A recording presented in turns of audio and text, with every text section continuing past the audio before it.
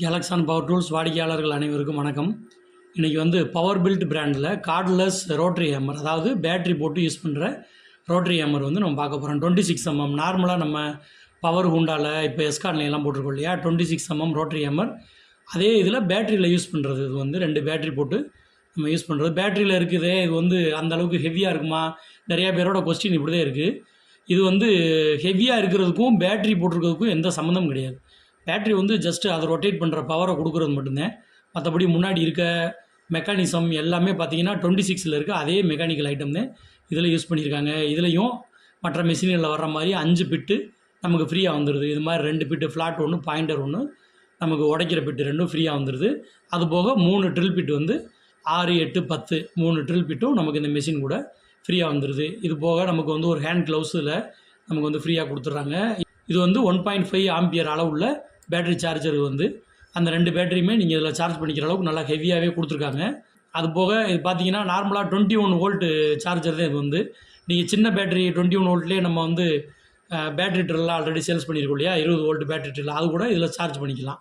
இல்லை அதோட சார்ஜர் இருக்கவங்க இதில் சார்ஜ் பண்ணிக்கலாம். இப்போ இந்த மெஷின் கூட 2 பேட்டரி வந்துடுது. இந்த 2 பேட்டரி பார்த்தீங்கன்னா 21 வோல்ட் பேட்டரி, 4.0 ஆம்பியர் ஹவர், அதாவது 4 ஆம்பியர் ஹவர் உள்ள பேட்டரி. 4 ஆம்பியர் ஹவர்ன்றது நல்ல ஹெவியான பேட்டரி. இது வந்து டைமிங் லாங் டைம் உங்களுக்கு வந்து ரன் பண்ணுறதுக்கு நல்ல கை கொடுக்கும் இந்த பேட்டரி வந்து. அப்போ இப்போ பாருங்கள், மெஷினோட முழு வியூ உங்களுக்கு காமிக்கிறோம். அதில் வந்து முன்பாகம், அந்த பிளாக் கலர் முன்பாகம் பார்த்தீங்கன்னா அது நார்மலாக எலக்ட்ரிக் மிஷினில் 26ல் என்னெல்லாம் இருக்கோ அது அப்படியே இருக்கும் டிட்டோ. நீங்கள் இப்போ சர்வீஸ்க்கு போகிறோன்னா அதில் என்ன ஸ்பேர்ஸ் இருந்தோ அதே இதில் இருக்கும். அதனால் A to Z மெக்கானிக்கல் சைடை பொறுத்தளவில் நமக்கு நார்மலாக 26ஓட ஸ்பேரை யூஸ் பண்ணிக்கலாம். எலக்ட்ரிக்கல் பாகம் மட்டும்தான் இது வந்து பேட்டரிங்கிறனால 21 வோல்ட் பேட்டரி மோட்டார் வந்து இதில் யூஸ் பண்ணியிருப்பாங்க. அதே மாதிரி ரிவர்ஸ் பட்டன் வந்து இதில் அந்த மிஷினை காட்டிலும் இதில் வந்து டிஃப்ரெண்ட்டாக இருக்குது. இந்த புஷ் டைப் மாடலில் கொடுத்துருக்காங்க. சுவிட்சு ட்ரிக்கர் வந்து எல்லாமே இதில் கொஞ்சம் வித்தியாசமாக இருக்குது. ஆனால் இது எல்லாமே A to Z ஸ்பேர் கிடைக்கக்கூடிய மாடலு. இதான் வந்து பேட்டரி இன்சர்ட் பண்ணக்கூடிய இடம். நீங்கள் சார்ஜ் ஃபுல்லாக போட்டுட்டு பேட்டரியை மாட்டிட்டு ரன் பண்ணிட்டீங்கன்னா நார்மலாக ஒரு பெரிய ரோட்டரி ஹேமரு, ஒரு நார்மலாக எலக்ட்ரிக் ரோட்டரி ஹேமர் ஓடக்கூடிய அத்தனை பவரும் இதில் கிடைக்கும். எந்தெந்த மெட்டலில் எவ்வளோ ட்ரில் போடலாம், வுட்டில் ட்ரில் போடலாம், அந்த டேட்டா பிளேட் காமிச்சிருக்காங்க.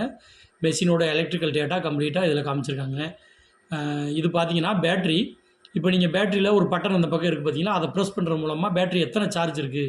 இப்போ இதில் பாருங்கள் 3 லைட் எரியுது. அப்போ 75% சார்ஜ் இருக்குது இந்த பேட்டரியில். நீங்கள் இப்போ ஓட்டிகிட்டு இருக்கும்போது இன்னும் எவ்வளோ நேரம் வேலை பார்க்கலாம் அப்படின்னு பயப்பட தேவையில்லை. இந்த பேட்டரியை அழுத்தி பார்த்து எவ்வளோ சார்ஜ் இருக்குது அதையும் நீங்கள் தெரிஞ்சுக்கலாம்.